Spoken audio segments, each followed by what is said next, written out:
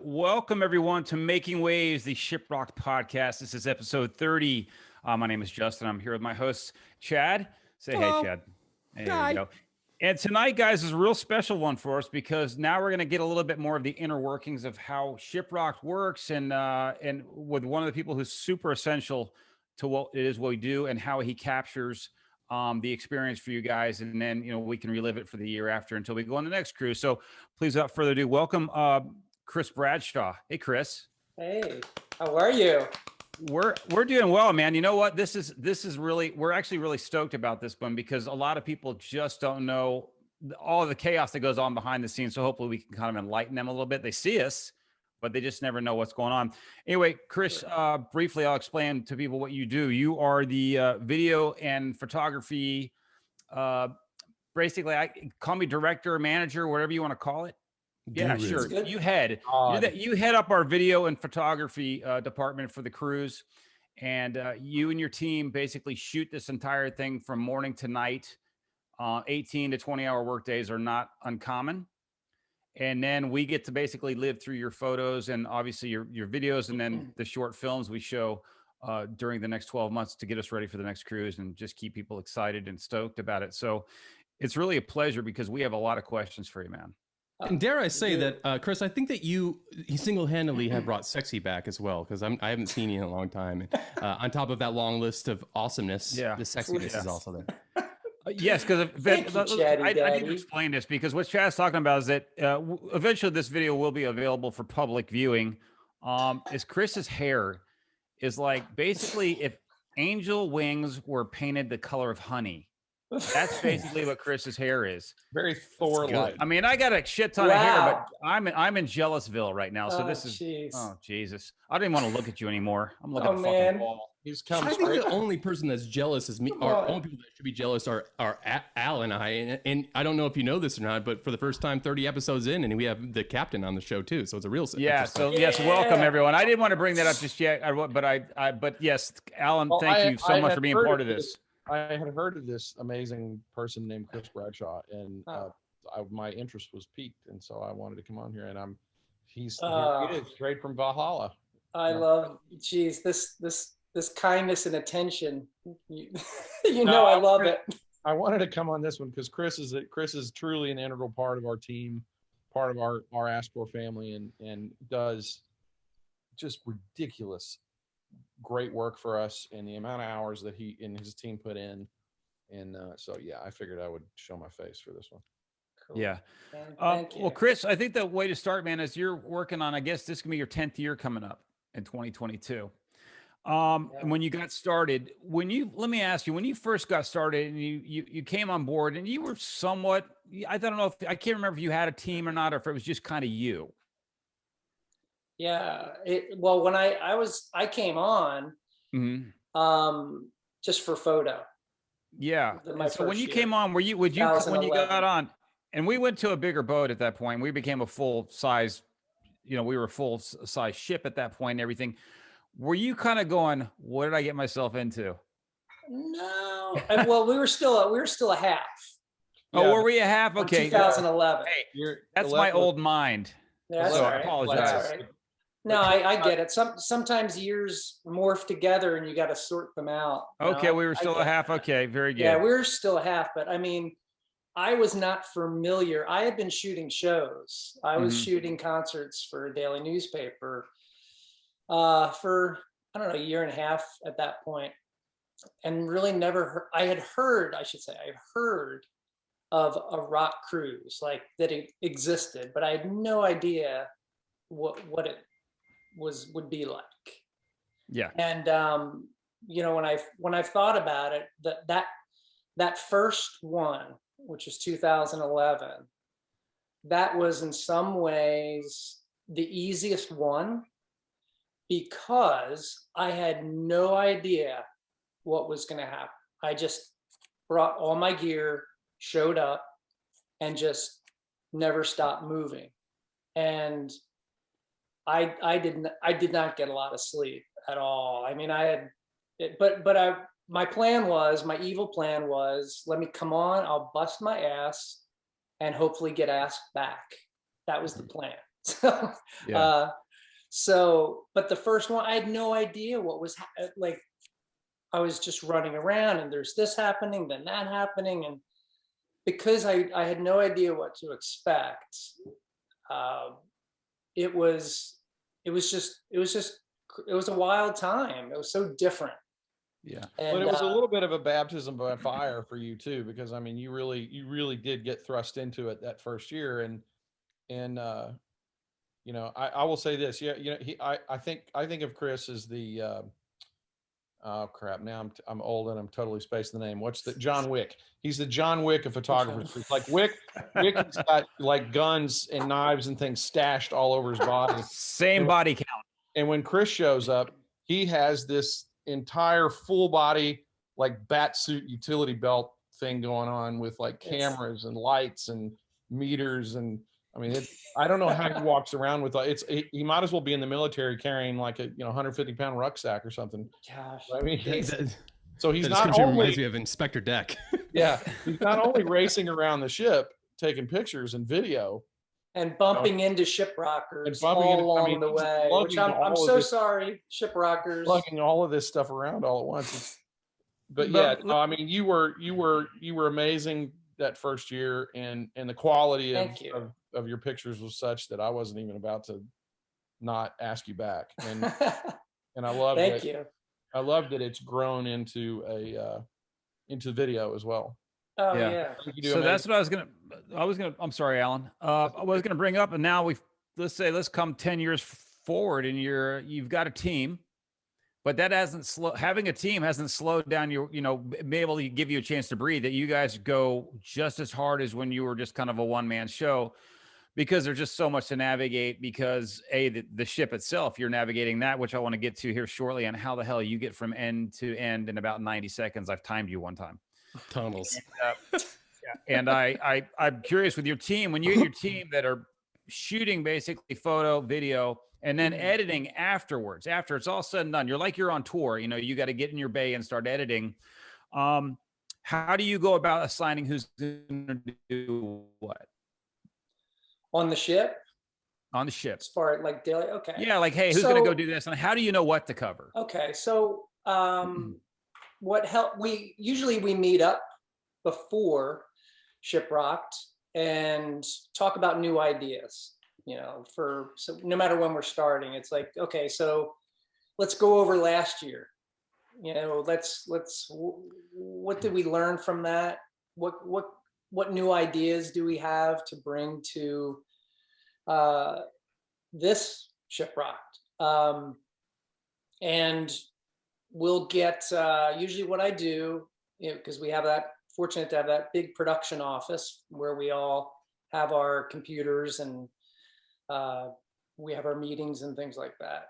I have on a big table, I always bring these big blow-ups of the schedule, and everyone's usually jealous of it because I have it laid across 2 big tables, and we'd make notes. We go, okay, we chunk it down, we make sure we know we have everything covered between the performances and the gatherings and the different activities. But it's important to, even though we have this huge sheet of paperwork, the schedule, it's like, you just deal with it chunk at a time. We're not shooting ShipRocked on day one. We're shooting day one. And so we make sure we take notes to make sure we got of the footage we got, and that's the benefit of being able to shoot bands a second time. We might say, all right, for the second show, let's do more telephoto to give it a different look rather than wide, or get more crowd. Let's step back into the crowd and get more crowd on this performance. But really, it's the benefit we have is having done it so often, or so long. It's kind of a double-edged sword. So when you have experience, when you do something long enough, you get a comfort, you develop some confidence. So when the next Shiprock comes, okay, you've done it before, you recall that experience and that, that confidence you have, but you don't want to be too comfortable. When you're too comfortable, you can make mistakes. You can forget something. You can't walk in like, oh man, yeah, this is a piece of cake. We got this. And really anytime I'm shooting, I always remind myself that in a fun way. I just, don't mess this up. This would be a good time to not suck. Don't let this year be the year, So we tease each other about it, but to keep it fun. But we always try to remind ourselves of the responsibility that we have. Well, I will say this: there's a saying that Al from Ask4 has that, and I'll probably botch it, but it's something along the lines of, success is 90% showing up and giving a shit, and the other 10% is hard work. And Chris puts 100% showing up and giving a shit, and 100% hard work, and 100%, keeping it fresh. And so, I mean, that's fuzzy math, I know, but Chris is right. He doesn't get complacent, and he really cares about our community. He cares about what we provide to them following the cruise, and whether it be photos or videos. And so it's, and you and I, Chris, we have conversations before every cruise too, where we look back at what we have, and I may have some silly idea, or sometimes we'll share other videos back and forth and go, oh, that's kind of cool. For sure.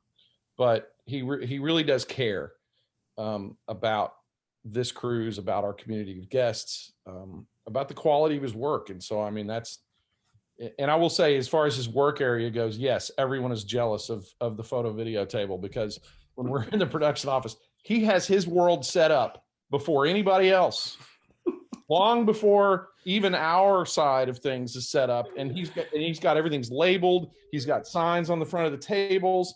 He's got like SIM card sections. It's like a warehouse on a table with like all these tape marks, squares, and he puts things here. And I mean, it's really impressive what he does in an amazing short period of time. Yeah, anyone with OCD would have they'd go into a fit if they walked in there. It looks like he's got his whole arsenal of cameras and everything. So it's quite impressive.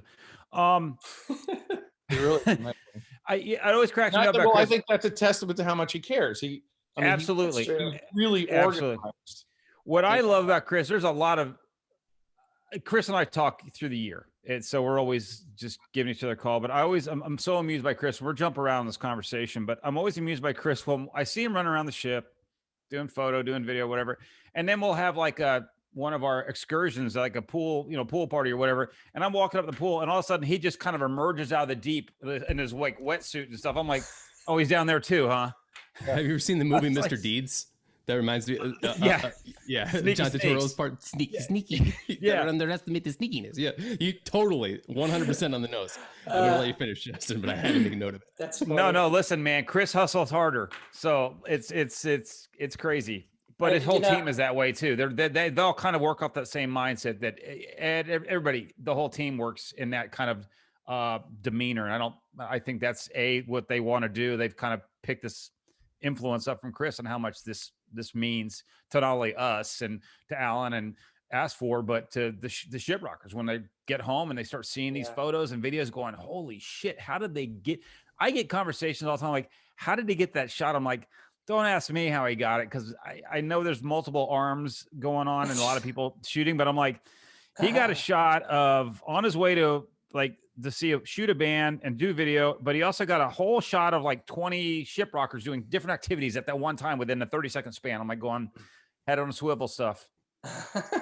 I have a couple like rudimentary questions, because it brings what you're saying, Justin, and what everybody's kind of commented on, Chris. And I've known you since Wilson started doing the ship in 2014, I think. 14. Yep. And I want to get to that because it not just Wilson, but my interaction with you. But first off, there's something that I think is important, whether you don't want to get nerdy with it or not. But I have to ask so everybody knows.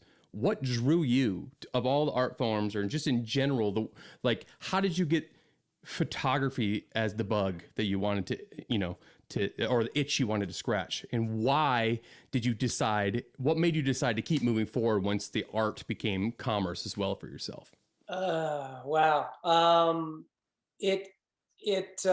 I've always loved photography, but never got into it. I would just always grab little junky cameras, like growing up, and get photos developed. But I never got into like a real camera, detachable lenses, and because it looked very involved, and it just kind of scared me. Overwhelming. So, but I mean, I think in a way, to answer it one way is to say, what made me push through and pursue photography, there was also a love of live music there, and that goes back years. So that was laying there in the wait. But I finally decided to get like a real camera, and it wasn't until after digital cameras came out. So that was the new technology. And I said, you know what, I want to get a camera, and I didn't get this camera until I was like 39. So, and this was in 2008, and so I decided I'm going to get this camera, and one of the guys on my team, Nick, helped me buy it. He said, I'll help you buy it. What's your budget? Get this. It comes with a kit lens. And so I finally decided to do it, like to get a camera. And I was like freaked out by this thing with all these buttons, and it's intimidating. But I was like, I just wanted to learn it. So trying to plow ahead here.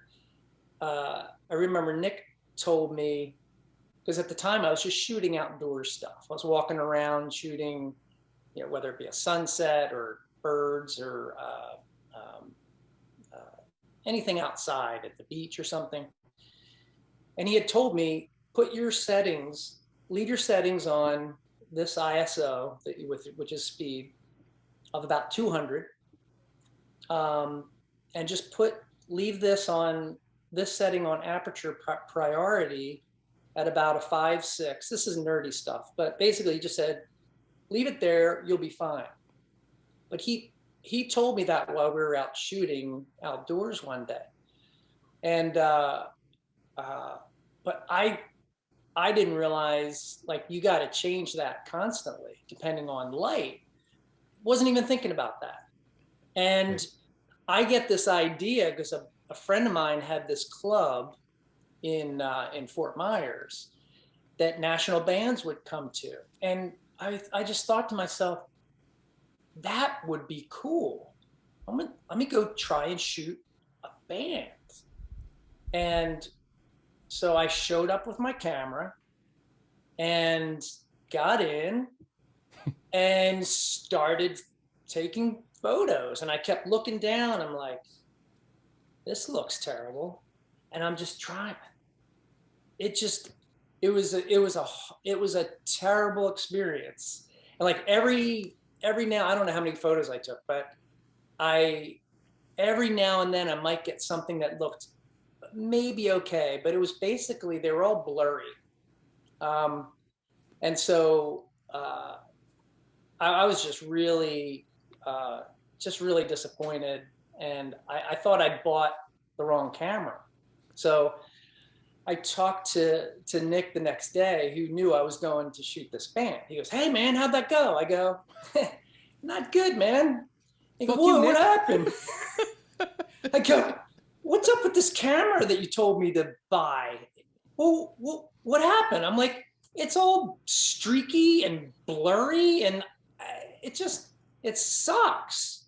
He goes, "Well, what'd you have your camera set at?"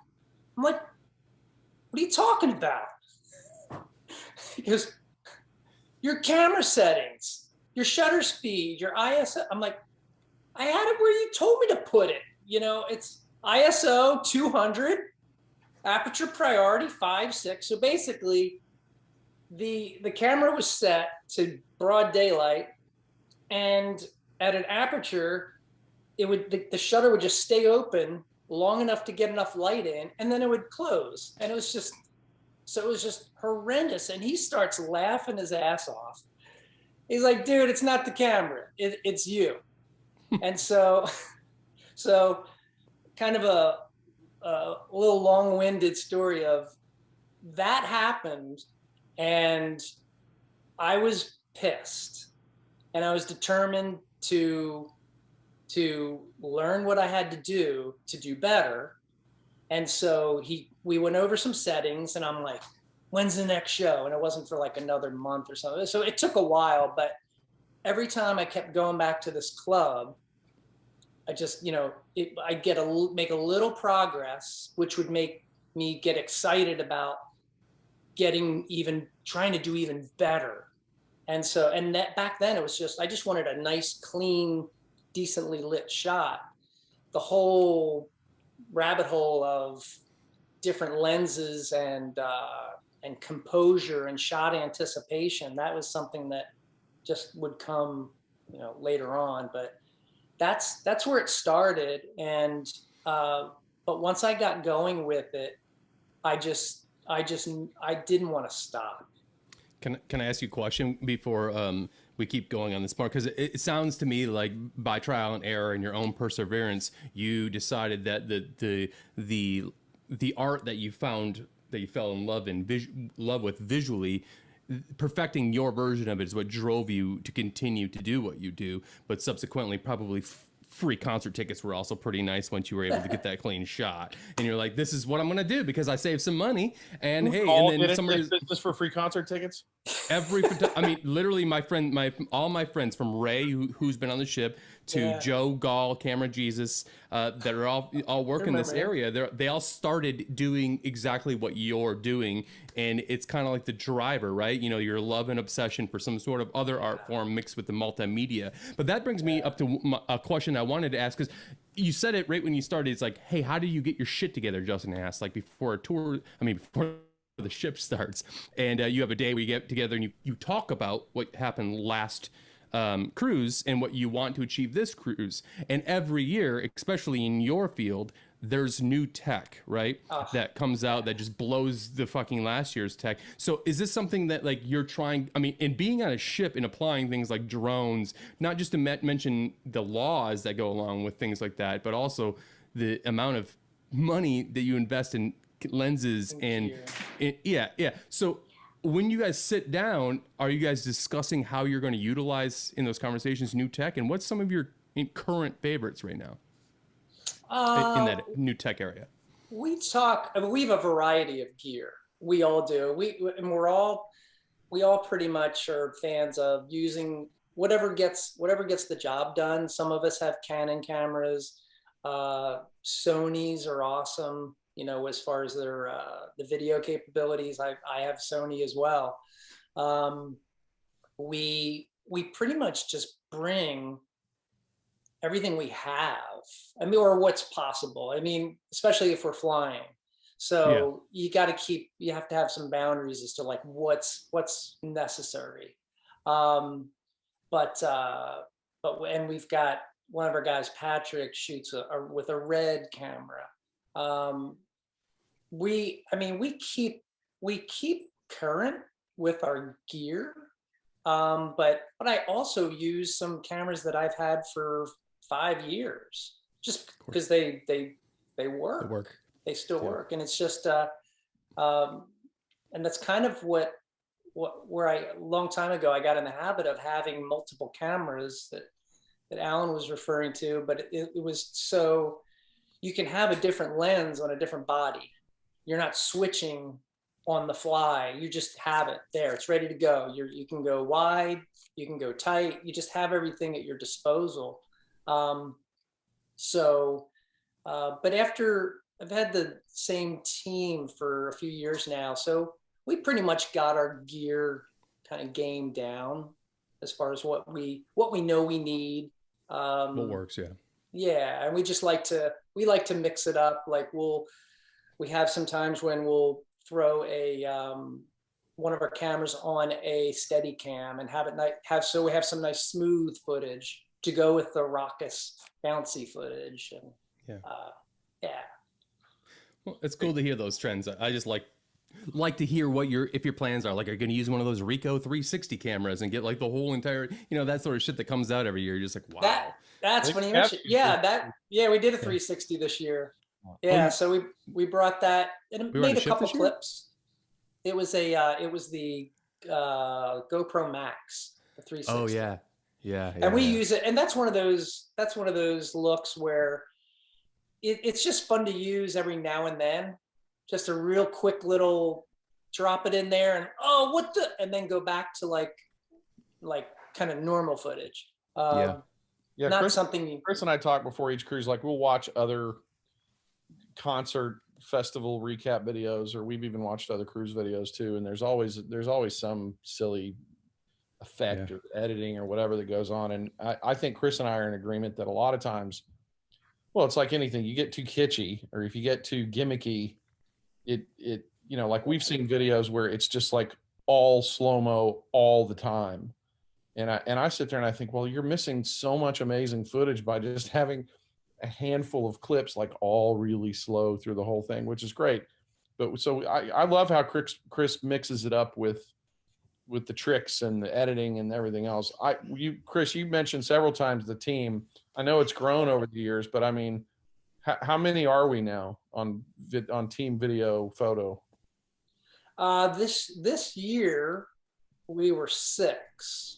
And that was because we had been 4 the last couple years. Because it's hard, because I like to keep a really lean team, because it's a tough dilemma. Like I want us to get a lot of footage, but I also don't want to be in the way. I don't want it to be an eyesore and pull the Shiprockers away from the magic and just have cameras everywhere and people running all around. So I try to be mindful of letting them just have that connection with the bands. And but this year, and it's like Alan mentioned, we talked about it. I had an idea, and I just felt like, okay, we've done this, and I was thinking about ShipRocked 2020. I had this idea of wanting like a little documentary crew. And because we were kind of maxed out, I felt we were maxed out as to what we could do with all of the coverage we were getting. But I wanted to hear more from Shiprockers. I wanted them to just talk away. And one of my main guys is trying to get from the deck to the theater to try to get him to go talk to someone, and it had them look into the camera, and that wasn't going to work. And I'd be asking too much of them. And so I just thought it would be great to have a guy with a microphone and another camera, because you could the person with the microphone can just be the kind of gatherer, like, hey, what's going on? Because Shiprockers are very approachable.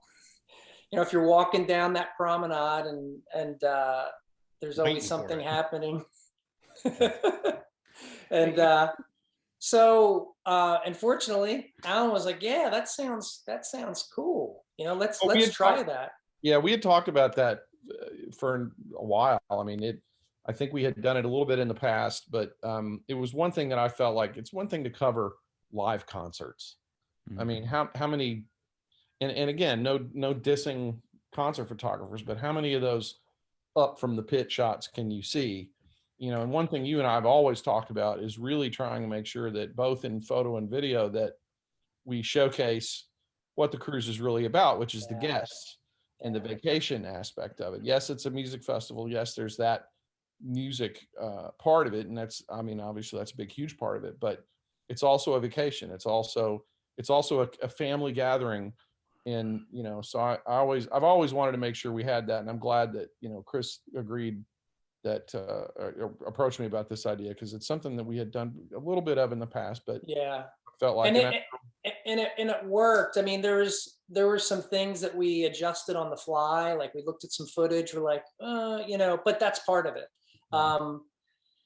But it was just to have this 2-person crew just focusing on Shiprockers, going around with the mic, and whether like that was and there'll be more content coming out in videos that you'll see more of that. But on this past one, which featured a lot of Bad Flower and Josh kind of running the Ship Cup segment, there was a bit of you know, like talking to fans about a band, and it's just cool to hear that.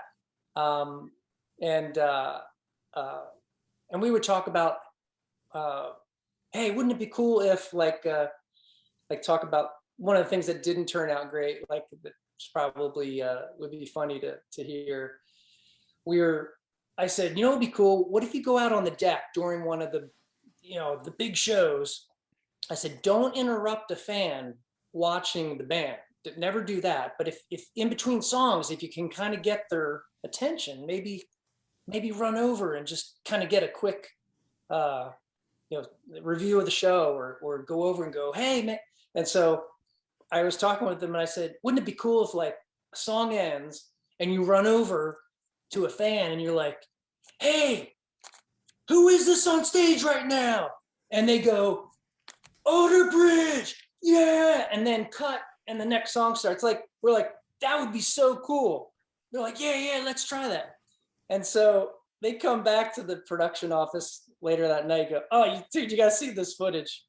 And we watch this video, and you see they're walking over, they find a big Alter Bridge fan just singing along, just so animated, and the song ends.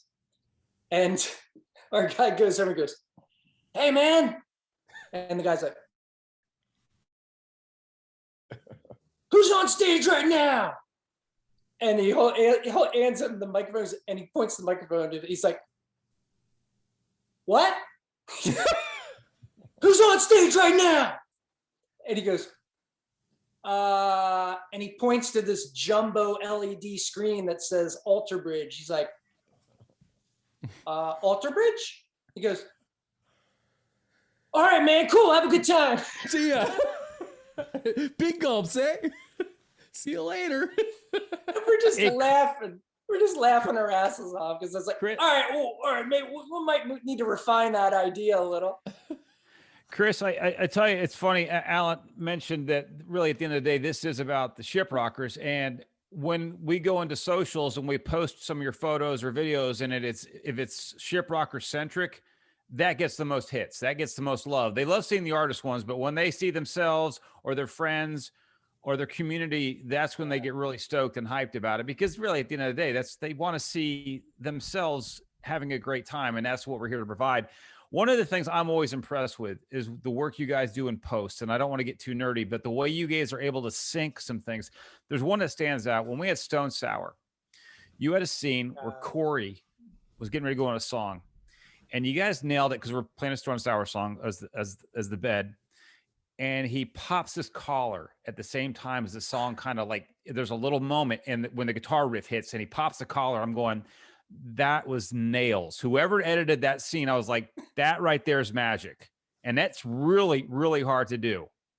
And that to me is like where you guys, obviously the footage is amazing, but what you guys do with it afterwards, I'm always like looking at, being someone who likes this medium quite a lot, I have to push myself back to my desk and go, wow, that is fucking fantastic. Wow. Yeah. Thank you. Yeah. And that, dude, it translates to the fans. They see that too. They may not be able to verbalize that, but they can go, man, the way they did Corey yelling, and it kind of sunk, it was like it went at the same time. I'm like, yeah, it's post magic, but you guys do it really well. Thank you. Thank you. And that's the fun after running around for 5 days, to come back and look through it slower. And that's something, a huge part of the visuals that it's kind of obvious, but I'll state it.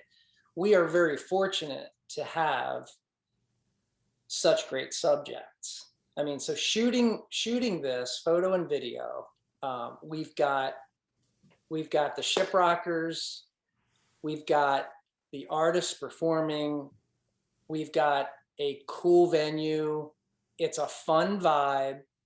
It's vacation vibes. People have been looking forward to this all year. There's palm trees, sand. We have great subjects and subject matter to be shooting. So we are very fortunate. I said before that, like if someone complimented, a video, it's like, it would take a Herculean effort to screw it up, no matter who shot it. I mean, you're dealing with such great ingredients. So you could have someone, if you had 10 different people shoot an event like this, you'd get 10 different vibes, 10 different looks on how they want to edit. But in the end, they're all going to be great, because we're dealing with, I mean, we're very fortunate that's a very nice part of what we're doing. It's fun. It's dramatic lighting, all of it. It's awesome. But as far as editing, yeah, I mean, we go through a pretty extensive process and get it down. Like you mentioned the collar pop. Audio is a huge part of every video. The transitions, it's all linked to the audio. It's a very important part of it, down to the micro frame. And it's something I just learned over time. Being a drummer helps, not always though, because I didn't have a great meter when I played drums. but just to be aware of when you transition in and out of a scene, and to go with the vibe of the music at that time. That's one of the really fun parts of editing a video, when you get to that point where you're just down to the micro frames, just putting polishes on that. The transitions, that's one that Justin mentioned. A couple of my favorites were, I think there were 2 different Papa Roach transitions that you've done that were really cool. There was the one from the theater, I forget which year. And then there was another one, I think, this last time that they were on, where he kind of, does this and the whole frame kind of goes up with it. I'm spacing which year it is. I forget the years. Well, that in 19, when they headlines, which is great. And that was the year, as far as Justin is, how we go about editing, it's kind of different every year. There's some years I'll have like a list of ideas that I want to execute. And I just think of potential songs that might work for the soundtrack. And I'm like, I just, when I'm listening to the song, in advance of ShipRocked, I'll just be, what am I seeing? And for example, I mean, to get real technical, it was before ShipRocked 2018. And I knew I really wanted to work in a section of this Nothing More song. And I was stoked that they were on. But their song, Don't Stop. And I was listening and I'm like, well, I don't know if it'll be part of the big after movie or like the little short one we do right after the cruise is over. And it ended up being that one, the latter one. I took this one little section of their song. It just had so much vibe, and I love the message of "Don't stop," and it rocks, and it just gelled with everything that is Shiprock. And there's this part towards the end of the song where there's where the kind of the drums and cymbals come back in. There's just this whoosh sound at the very end of the song. And I was like, hey, man, that would be really cool to get someone just like splashing the camera, like that whoosh sound. And I made this note, like, all right, we got to find, when we go to the beach, we got to find someone to do that. And it ended up working, its way into that little edit that we did. But then there's times when, and I believe it was 2019, the year you were talking about, Alan, when Papa Roach was headlining, and it was the Western theme. And I remember even though I'm not on any social media, like I'll read like comments just to see what's going on. I remember like a lot of shiprockers from Texas were really saying, we don't talk like that, when we were playing up all the old West stuff, with the old, with that theme that year. And, but I knew like there was going to be this like old West vibe. And I remember getting on Shiprock that year and I didn't have a whole lot of ideas. But I wasn't worried, because I knew we would just get, a bunch of great footage, as it always works out that way. But didn't really kind of formulate a plan until, we got home. And I remembered I had a buddy of mine who's like an Americana singer-songwriter. And he had told me, because I had done some favors for him,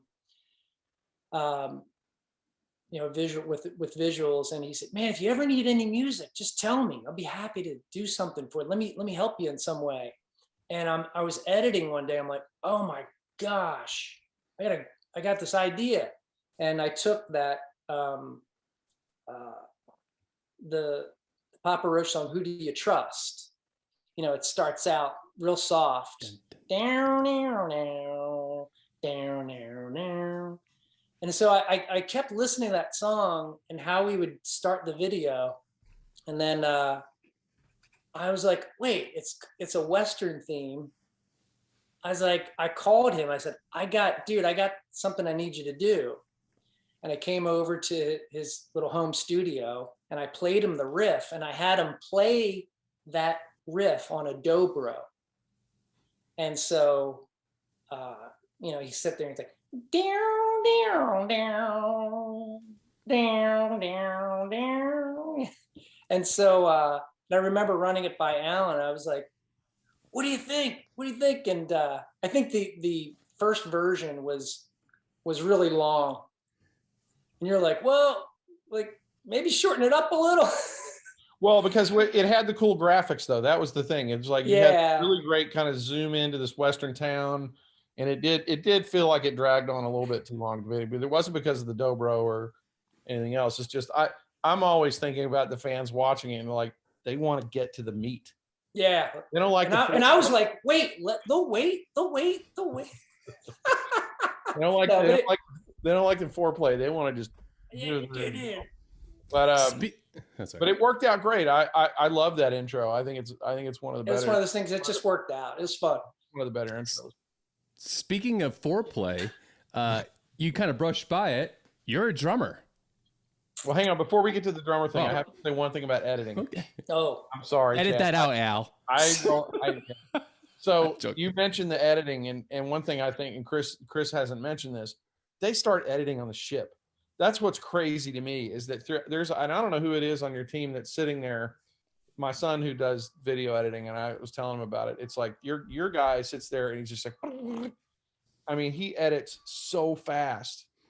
And so, I mean, and I usually, I guess it's for the little piece that we put out right after the cruise, but yeah, you guys are literally already thinking about editing ideas and things before you're even done. I mean, I think one time I came in production office and he was sitting there working on some little mini edit of some cool shot that you guys had gotten. And I'm like, what are you doing? He goes, oh, we're working, he's working up an edit. And I'm like, already? Yeah. So well, in order to, it's like awesome how quickly you guys get to it. Thank you. Again, a testament to how organized your team is and how thinking ahead and how much you guys care. Yeah. Well, that we do. We care a lot. Yes. Faith no more. So, sorry. So now, no. It's because of the rhythm. You got to keep that rhythm and blues going on throughout the ship. So, with having that grade of rhythm, is it because you're a drummer? Do you play drums? I heard you play drums. Tell us about your drum skills, Pat. I drummed for, I've never stopped drumming, but I drummed I started when I was about 11, started out on snare, and then I inherited my brother's kit because he didn't want to use it anymore. And that's really, can you imagine? That's how it all ended. Oh, Justin's back. Hey, when you say snare, are you talking about are you talking about marching band or high school band, or because I played marching bass drum? Are you referring to snare just in school? Yeah. Okay. Well, so I started out on snare and then evolved into drum set. So by 7th, 8th, 9th grade, I was doing anything with drums, like concert band, orchestra, symphonic band, jazz band. I only did 1 year of marching band, and I played the triples. Nice. And I was in a rock band also, a cover band all through high school, and had fun with that. But what kind of covers? What's that? What kind of covers are we talking about here? We hard rock. We started out with. Let me get a peep into your soul, bud. What kind of covers are we talking about here? We're talking about some Dio or Winger. We didn't do any Winger. A lot of Black Sabbath. Gotcha. Van Halen, Satan worshiping shit. Gotcha. UFO. I remember we did UFO. Deep Purple. Okay. Classic hard rock stuff. Led Zeppelin, Rush. We didn't do any Rush. You're showing your age, Chris. But Give him the old Rush. You're a drummer, right? You know how to play Rush. Well, he's kind of the blonde. I mean, I've always thought Chris is kind of like the blonde Geddy Lee. I mean, that's what he always. It's funny you mentioned that. You know who said that one time? It was on Motorhead's Motorboat, and we were doing the meet and greet photos, and I'm standing in front of the band for an hour, and standing in front of God, and Phil kept leaning over to Mickey, and he was whispering something. He's staring at me, and I'm like, "What?" I couldn't hear him. I'm like, what? He goes, you look a little bit like Geddy Lee. I was like, nope. Okay. You'll always be Spicoli, man. That's it. You're just Spicoli, dude. That's it. Like, I do? Do I look like Geddy Lee? A little. But anyway. So Chris has played, I think, is this of Ask For staff. He's played the most times on Shiprocked as a drummer. Well, second to Al McManus. True. In terms of performing live on the ship. He's torn it up. Yeah. Yeah, you guys should just be in a band together right now. 2-piece. Well, Just in a full-on band. Like, quit your lives. Get in the van. Hey, man. Start you know what? If local H can do it, these guys can do it. Yeah. So, Chris, leave your family. The drummer thing. So you were telling us a story before we came on. A lot of people don't know is that you came on and you did Stowaways and you did Allman Brothers Whipping Post. Well, you were filling in for Shannon Larkin, who unfortunately couldn't make the cruise in the last minute. So to have kudos to you for stepping in and filling in for Shannon. And now you can say that you bumped Shannon Larkin from his spot. Yeah, right. Put that on your business card. Yeah. Yeah. I love it. So you're still playing currently then? But yeah, I still play now, but just for fun. I'll just throw on some headphones, play along to some music for, just for a little escape. That reminds me of the movie Empire Records when the store owner who plays drums. Have you seen the movie Empire Records? No. Oh, well, I won't bore you with the details, but essentially the boss of the store, the record store that they work at, every time that he gets super pissed off at the young staff for stealing money or whatever, he goes into the back office, closes the door, shuts the blinds, and just hammers on some like drums with headphones. Nice. On. You should watch the movie. It's great. Cool. I will. Hey, Chris, one thing we have to bring up is that when people go into the meet and greet, they need to realize that you and your crew have been setting up the meet and greet, setting up all the backdrops, the lighting, everything. And at times, I think now a lot of times the ship photography crew is taking over the assignment of shooting, right? Depends on the year. It depends on the year. Yeah. Depends, but they have to realize that you're in there for hours before setting that all up. It just doesn't happen. So again, kudos to your team and you for getting that all done, because it does run real smooth, or at least the best, of our ability.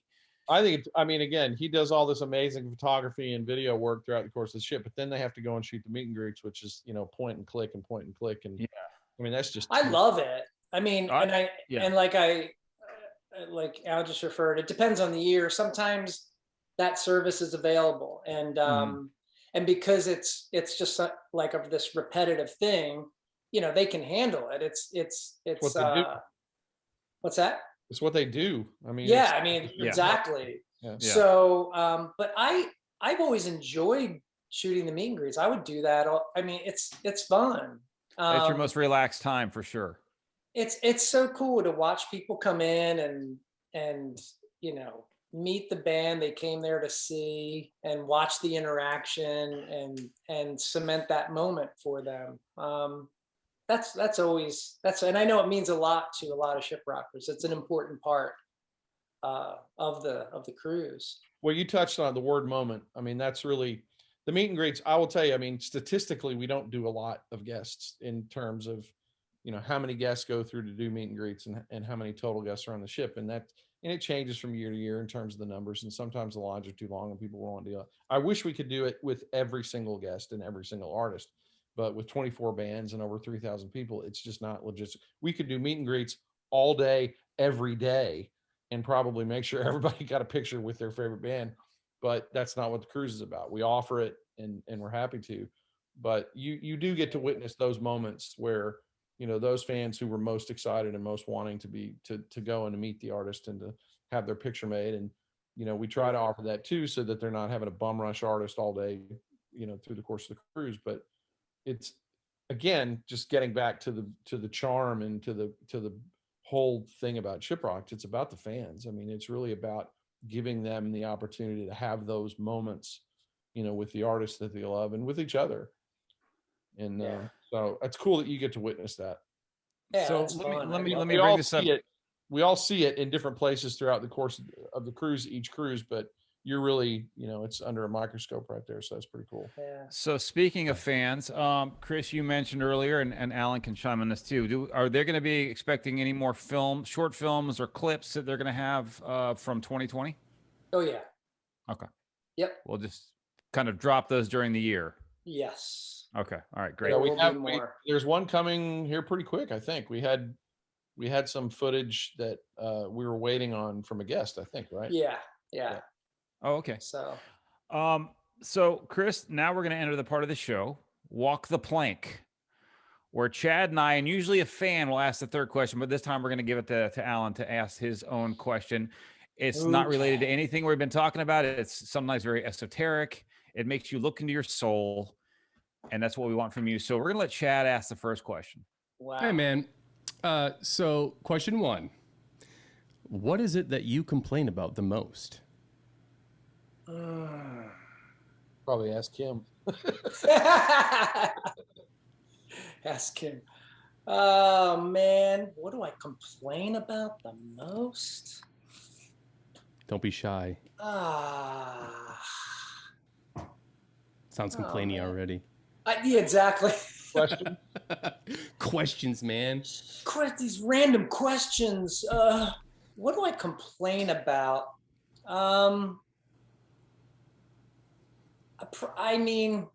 Probably about people not being kind. I don't know. It says a lot about your character. I don't know. I probably complain about that. That makes total sense. Chris, for those who don't know, I mean, you can't tell this video, Chris is probably one of the nicest. I think he's Canadian.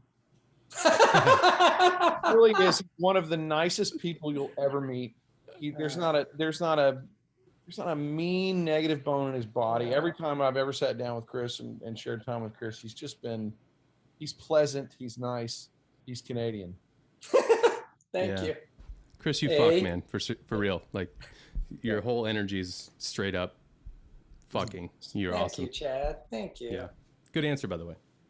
I'm going to hand the mic back over to Justin. All right.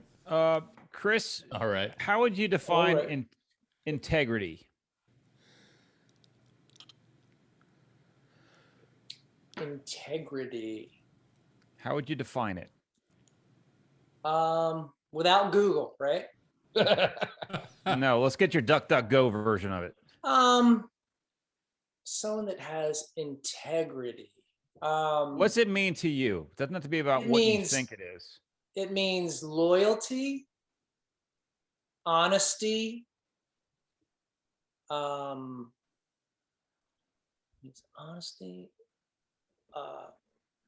always focused on what is right, what's for the greater good.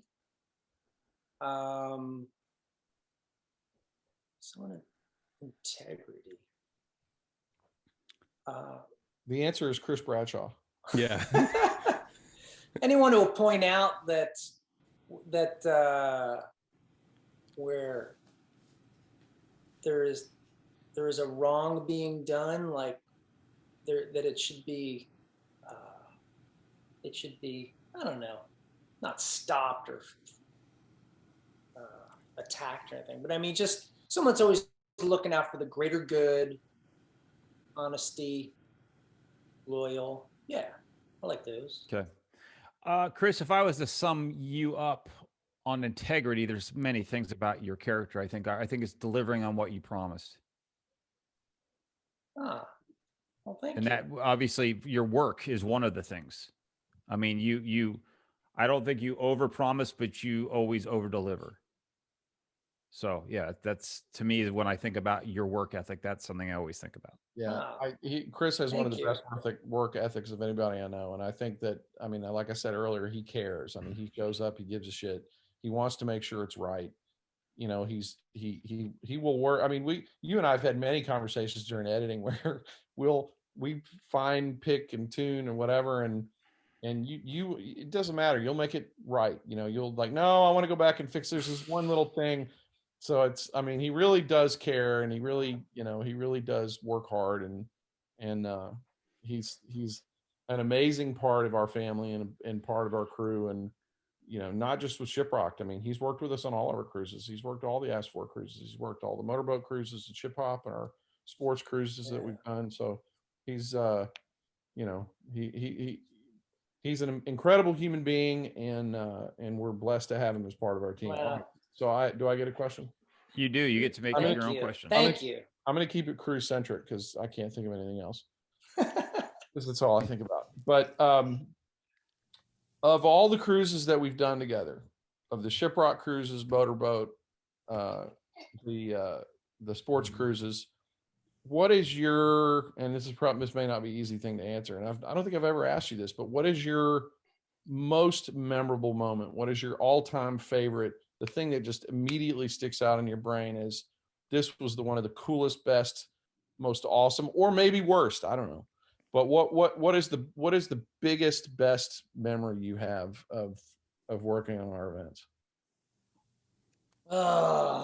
There's a lot, I know, because there are. Well, and I think I've thought about, and I've been asked, like, oh, what's been your favorite one? You know, that's among ship-rockers too. That's a popular question, or a popular discussion. And there's just so many. There's so many great. Every year is great. I mean, there's just, it's and every year has special moments. But I'm going to lean towards one, and it's it's kind of corny, but in a way, I think it's perfect. It was Shiprock 2016, and that year was really special for several reasons, visually related. And there was just some of my favorite favorite moments were from that year. I don't know, it had to do with the theme nights, some great interaction with band members and the Shiprockers. But I have favorites from every single cruise. But I guess the moment that sticks out is it happened during the 80s theme night. And I've said this so many times that theme night was just out of control.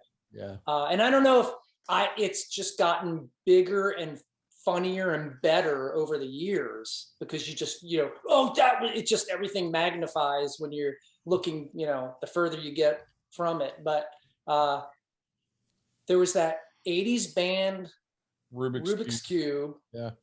And so I remember I ran up to get some footage, and I was on like the kind of the back of the stage trying to shoot some of the activity of the band and the crowd.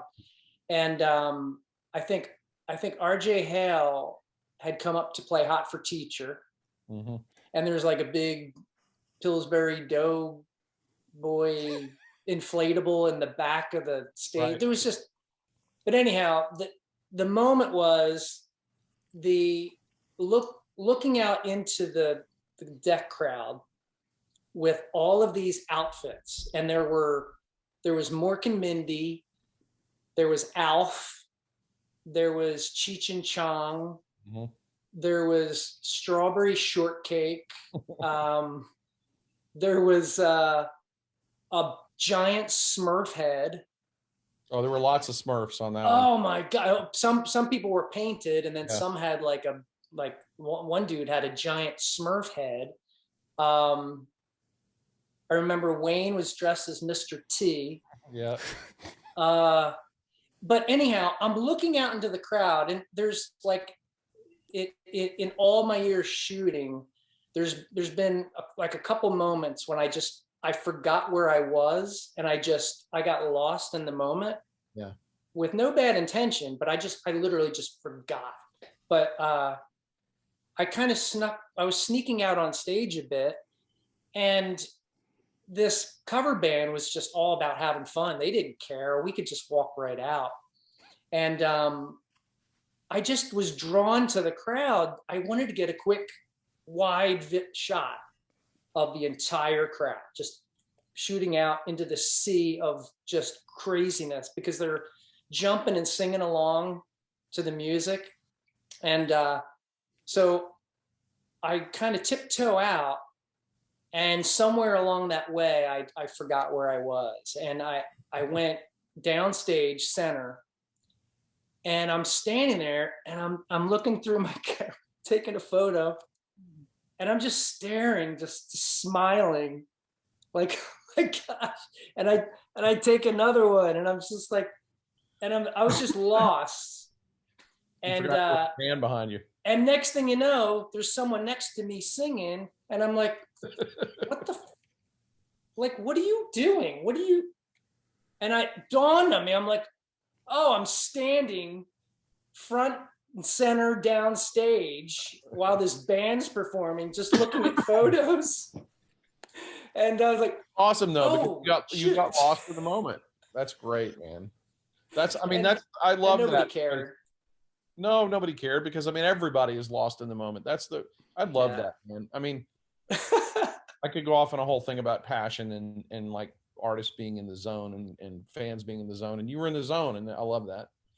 I will tell you that I will, no diss to Shiprock, but I think my fondest memory of all the cruises we've done, you were a part of, and it was on Motorboat when we presented them with their 40th anniversary cake. Yep. And Lemmy came around to cut the cake, and he had this huge grin on his face. And I'm like, no, Lemmy doesn't smile. God doesn't smile. And to this day, I was like, holy shit, we made God smile. That's cool. I remember that. It was such a cool moment, and you were standing right there taking all the pictures. I think you were in front. You might have been behind or to the side. I forget. But that moment where we brought that cake up, and you were like, we got to make sure we get all this, because it was, I mean, it was what, a month before he died, or a month and a half or something before he died. Yeah. And I love that we were able to have that. I was just standing off to the side watching. You were capturing the whole thing, and I love that you were able to capture a moment where he's, a couple times on that cruise, I think, where he smiled. Yeah. That was a good one. That was a good one, Alan. Good moment. We made God smile, Chad. Yeah. That's so cool. But I mean, your story about what you just described and how Alan summed it up is perfectly. Getting lost in that moment, I don't know if you ever. It sounded to me like you might have just had like a momentary acid flashback. I don't know if you ever did any of that shit. I said he probably peaked. Yeah, it wasn't the Wilson halftime show. I can tell you that. But I mean, seriously, that's a lost in a moment thing. I think we've all had them here. If you're listening, you definitely have it because you're listening to the ShipRocked podcast. But here on this specific episode, I can't even count on 10 fingers how many times that's happened. But there's always that one, right? So those are great answers, Chris. Thanks for being here. That's incredible. My pleasure. Thank you. It's good to see you guys. This is fun. Too, so, Chris, one last question before we tie this up and let you get back to your life. Anything Shiprockers in the future can do to get your attention and get a photo? What can they do? How do you choose what Shiprockers you're getting photos of? They do anything special? No. I have had. I actually do like when. We've been stopped before where someone said, hey, I've never been in the after movie. I've never been in the recap. And it's like, okay, well, let's do it right now. Let's, whether it's just flash some horns or I remember one time we were on the beach. Someone said, hey, we've never been. Okay, you are now. And I'll remember it. So I guess if you want, just wave, let us know. Simple as that. All right. Yeah. Just say, hey. Can't give me all 3,000 of them, but we can always try. Yeah. So if you see Chris, say hey.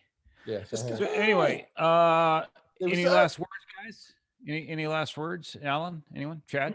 No, man. Thanks, Chris, dude. Seriously, for everything. It's a pleasure. It's been a fun ride, man. This is just to watch what you started, and and Justin and I had talked about this before, where it's just how this thing has just grown, and to witness it and be a part of a team, because there's a lot of people busting butt on this and have been for a long time. We have a great team of people, and just to watch it grow to what it's become has been, it's been fun, and it's been an honor to be a part of.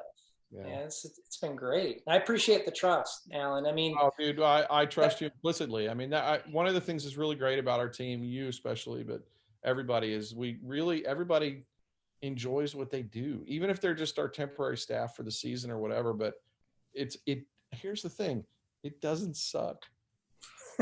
what we do doesn't suck. No, I mean, every year is different. Every year has its own personality. Every year has its own thing, and so in that way it keeps it fresh for us, but it's always fun. It's a shit ton of work. I mean, Jesus, we all work our asses off, especially Chris.